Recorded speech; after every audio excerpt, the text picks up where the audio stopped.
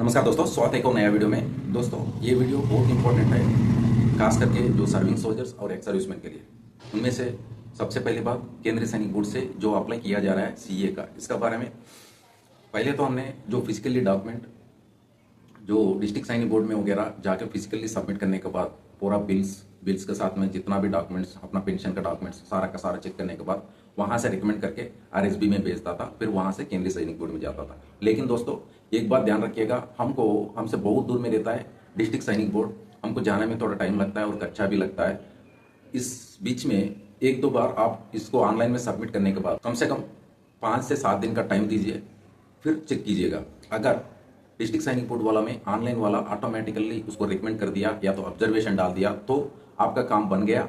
आप physical documents का वगैरह सबमिट करने का मैक्सिमम जरूरत नहीं पड़ सकता है, क्योंकि एक बार प्रोसेस शुरू हो गया, ऑनलाइन में डॉक्यूमेंट्स उन्होंने चेक कर लिया, सब जेन्युइन लगा, तो आपने फिजिकली डॉक्यूमेंट का मैक्सिमम केसेस में आप उतना दूर जर्नी करके जाके सबमिट करने का जरूरत नहीं हो सकता है। दोस्तों इस साल से इनकम टैक्स रिटर्न्स जिसका 12 लाख से ऊपर क्रॉस होगा, मतलब अभी जो फाइल कर रहा है उसी का बात कर रहा हूँ, मतलब असेसमेंट ईयर 2026-27 और फाइनेंशियल ईयर 25-26 का जो पीरियड है उस पीरियड से शुरू हुआ है, ये जो है लागू हुआ है। 12 लाख से ऊपर जिसका इनकम काटा है उन्हीं का ही टैक्स पे करना पड़ेगा, बाकी जो उसका नीचा है उनको जीरो टैक्स आएगा दोस्तों।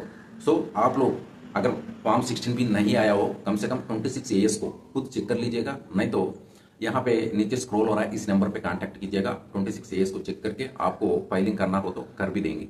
और दूसरी बात, यहाँ तक बात है वो है सर्विंग पर्सन के लिए और एक्स सर्विसमैन के लिए, और बाहर आने के बाद जो सिविल में जॉब में ज्वाइन किया उनके लिए एक और बात बताना चाहता हूँ। नजरअंदाज मत करना दोस्तों इस बात में, क्योंकि जो लोग पेंशन है, मेरा तो पेंशन है, इसमें बहुत कम पैसा आता है, मेरा टैक्स नहीं कटा होगा। हो सकता है दोस्तों आप लोग कहीं प्रॉपर्टी का ट्रांजेक्शन किया हो या तो अमाउंट ज्यादा ट्रांजेक्शन किया हो, कहीं कहीं कुछ हो सकता है। थोड़ा सा आप लोग कम से कम अपना 26 एएस को चेक कीजिएगा, अगर जरूरत पड़ने से आप उसको फाइल कराइएगा, नहीं तो मत कराइएगा। जरूरत इसलिए है आगे फ्यूचर में इनकम टैक्स रिटर्न्स वाले का तरफ से कहीं नोटिस ना आ जाए, क्योंकि हम पेंशनर हो, सर्विंग पर्सन हो, जॉब होल्डर हो, हम तनख्वाह कहीं ना कहीं से ले रहा है। अगर आपने कंटिन्यूसली मतलब हर महीना तनख्वाह नहीं ले रहा है, कोई कंटिन्यू इनकम नहीं है, तो उसका बात अलग है। लेकिन पेंशन हो और तनख्वाह हो लेकिन कंटिन्यूसली हर महीना ले रहा है तो उसको फाइल करना जरूरत बनता है। और दूसरी बात, हम कहीं भी जाके कोई भी लोन वगैरह लेना चाहता है, जरूरत पड़ गया, या तो बिजनेस लोन हो, पर्सनल लोन हो, होम लोन हो, इस तरह कुछ भी है, आपको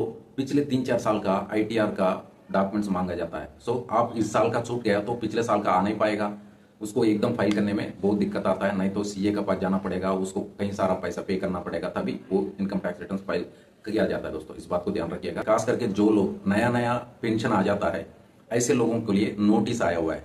मैं बहुत ही लोगों को साथ में देखा हूँ, खास करके हमारा यूनिट वाला में ही उनको पता ही नहीं चला वो नोटिस कब आया और क्या नुकसान हो रहा है, क्योंकि हो सकता है उन्होंने 2019 में, 21 में और उससे पहले 18 में रिटायर हुआ हो, उनको उस साल का उन्होंने आईटीआर फाइल तो जरूर किया, लेकिन जो पैसा उसका बाद में आया हो, जो पेंशन का पैसा खास करके एजीआई का हो, कम्यूटेशन का हो, ग्रेजुटी का हो, इस तरह का बल्क अमाउंट जो आता है, इसका जरूर हमने आईटीआर फाइल करके दिखाना होगा, बताना होगा भाई ये पेंशन अमाउंट है करके, और उसको साथ साथ में आईटीआर फाइल करना होगा, दिखाना होगा। दोस्तों अगर आपने उस साल को छूट गया, मान लीजिए अगले साल कम से कम सीए को, चार्टर्ड अकाउंटेंट का पास जाके उनसे पूरा का पूरा बात बताइएगा, फिर वो पूरा का पूरा ध्यान रखेगा आपका पूरा आईटीआर का।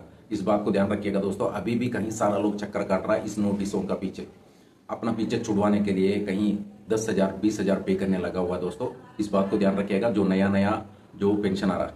और तीसरी बात दोस्तों, जो खास बात है, ये कहीं सारा भाइयों ने इंतजार कर रहा है, एक पे कमीशन का है, ये 2027 जून तक आ सकता है। इसका आप एक बार इस टेबल को चेक कीजिएगा, जब से ये पे कमीशन लागू होने लगा तब से शुरुआत में फर्स्ट एंड सेकंड वाला को छोड़ के बाकी जितना भी पे कमीशन आया हुआ है, मैक्सिमम 3 गुना उस पेमेंट बढ़ोतर हो चुका था।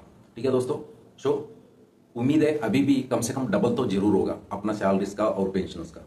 इस बात को मैं आपका नॉलेज में डालना चाहता था, उसका आप यहाँ पे उस टेबल को देख के अंदाजा लगा सकता है। 3 गुना नहीं होने से भी 2 गुना तो जरूर होगा।